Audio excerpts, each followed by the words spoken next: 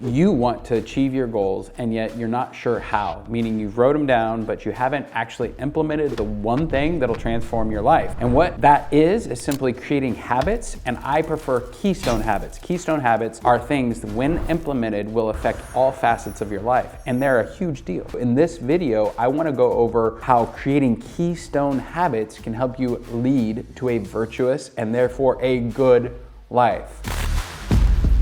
The first habit is simply taking action. Now, you have action versus thinking, and it's really important that you are predisposed to taking action. The way this has shown up for me in my life, and I'm just gonna tell a short, quick story. I'm walking back from the park. I had just played a game of soccer. It was a fantastic game. I was full of pumped energy, fully sweaty, very muddy. It was the middle of winter. And I noticed next to our office that there was a real estate guy in front of the two houses right next door to the office. And the thing is, I wonder who that guy is. He looks like a real estate person. And then I took action. I went up to him and said, "Hi, my name is Daniel. I own this property over here. It's a commercial base. What's going on with these two properties?" Turns out he had just purchased those properties. I had asked him if he'd be interested in selling them. He was an investor. He was. We shook hands right then and there. We agreed to a price. And 2 weeks later, I own the two lots next to the office that we currently occupy. Now, what's cool about that story is it shows a desire for action. Like I'm constantly going after things, wanting to buy, wanting to move forward, wanting to take the next step. And I think it's a superpower if you want to have a lot of success in your life. Now, the two properties that we purchased means I own half an acre in downtown Sacramento, which is a huge deal because eventually we're going to build apartments in that property. And I think taking action is basically the difference maker to having a great, virtuous life. Zig Ziglar says it, if you can't take a big step now, take the smallest step or any step that you can right here, right now. So the second Keystone Habit is simply replacing failure in your life with opportunity to learn. Here's the perspective. Every time I take action, I may or may not win, meaning I'll take action and it's pretty much a 50-50 whether I'm gonna win or not. However, the difference is if I lose, I don't view it as a failure. I view it as an opportunity to learn. So when I first started in business, one of the businesses that I started was a mortgage company. And I remember the person that hooked up my internet for the business came in and said, "Hey, what do you do here?" And I said, "I'm a real estate guy." And he said, "Oh, that's cool. Do you do mortgages?" And I'm like, "Absolutely, I do mortgages. But, obviously I'm setting up my office. This is my day one. Come back in, tomorrow and we can talk." He left and I picked up the phone and I called a friend and I was like, "Hey, how do you do a mortgage?" And literally the idea of taking action and then not being afraid of failure is a keystone habit that is a game changer for a leader or an entrepreneur or even just somebody who wants to live a virtuous life. I think it's a very important keystone habit. Simply write down your experience and your problems and reflect and think in your journal. There's something about making a record of how you're thinking and feeling, and then the opportunity of going back in time and seeing who you were and seeing the personal growth inside of your own handwriting, inside of your own life, in your experience. So I think writing in a journal is a superpower, especially if you can document your journey. Number 4, whatever you want to transform in your life, get the data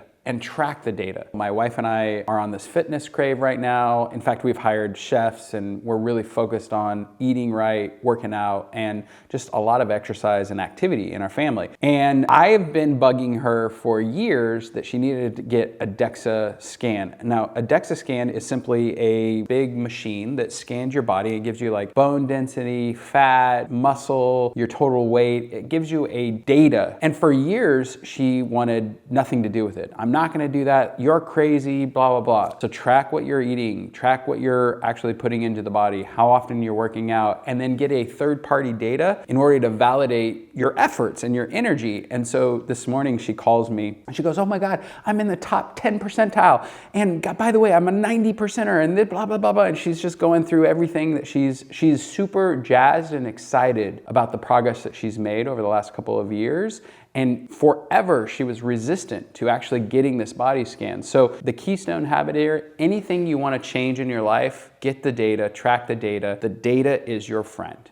In this particular habit, keeping a schedule and protecting your time. My best example is with my wife and my family. We didn't have a family calendar for the longest time. And what I found is my wife was consistently nervous or had anxiety around who was going to do what and where we were going to be and where we were going. And so as a family, we sat down and said, hey, how do we fix this? And what we did is we built a calendar in Google that was our family calendar and gave access and visibility to everybody in our lives that needed to help us coordinate and basically organize our time. So this Keystone habit, that first step was just making a family calendar, and I could see the stress in my family go down. The next step was we actually got one of those huge calendars, the ones that fit on a wall, and we physically wrote down all of our plans for the entire year, like travel, school, vacations, everything that we were doing, whether it was work or personal or family related. We wrote down like Easter and like all the holidays, like where are we going for this one? What are we going to do for this one? And what happened was I could see my kids, my wife, myself even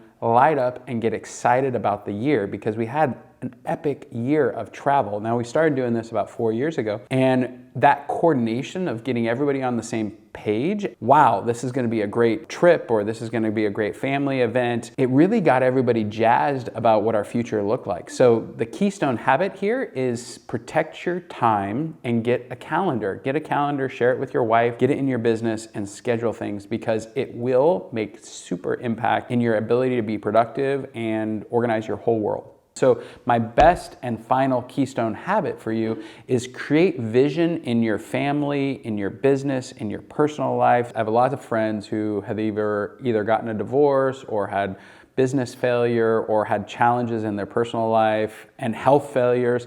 And every time I see these folks having huge challenges, and conversely, when I see somebody having massive success, I always look at, hey, what's the difference between these people? And it typically centers around setting a vision that others can kind of circle into and get sucked into so that you can have the help that you need in order to succeed in life and in business and in family and all those things. And I think the best example of this is Maxwell says, if you want to go fast, go alone. But if you want to go far, go with others. And if you can set this as a Keystone habit, the sky's the limit for you. You can achieve any of your dreams and goals. I want to kind of give you a tool to create these Keystone habits. And it's important that as I've listed these out, you're taking notes and thinking through in your own business, life, family, all the things, am I setting habits and are they Keystone habits? So the first step is just simply reflect. Get a piece of paper and a journal out and look at your goals for the years and multiple years back and this year and just understand where you're at in life and